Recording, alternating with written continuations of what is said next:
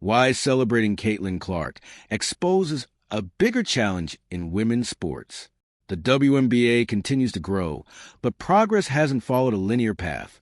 The WNBA has never been under a brighter spotlight than it is today, much of which is focused on Caitlin Clark. Her rise to stardom has not only captivated fans, but also brought unprecedented attention to the league.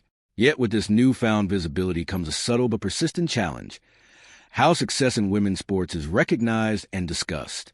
Clark's story highlights not only her individual achievements, but also the broader dynamics at play in the promotion of women athletes. Clark's popularity has fueled record-breaking viewership and expanded the WNBA's reach significantly. However, this growth has exposed a recurring tension. Instead of purely celebrating accomplishments, conversations often drift into debates over fairness or the notion that highlighting one individual somehow diminishes the contributions of others. This pattern shifts the focus from progress to justification, making what should be a moment of celebration feel defensive. This tension was recently highlighted by former ESPN anchor Elle Duncan during an appearance on the Awful Announcing podcast with Brandon Kant. Her remarks came in response to a WNBA Instagram post showcasing Clark's involvement in NBA broadcasting. The post was deleted after attracting waves of hostile comments, reflecting the familiar cycle. When Clark is promoted, the discussion often moves away from her accomplishments and toward comparisons or arguments about recognition. Why the conversation around Clark matters. Duncan explained why this mindset is problematic.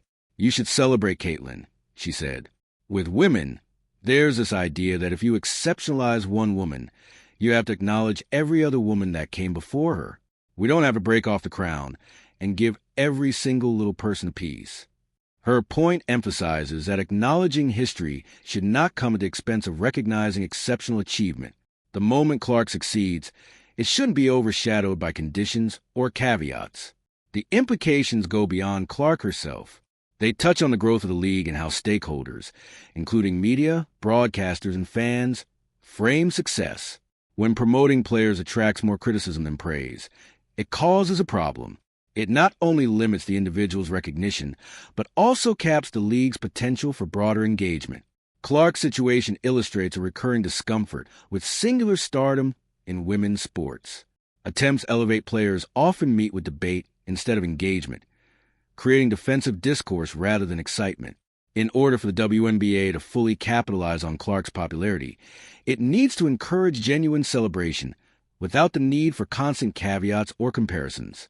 Clark's story, and the reactions it provokes, serve as a reminder that how we celebrate female athletes matters just as much as their accomplishments.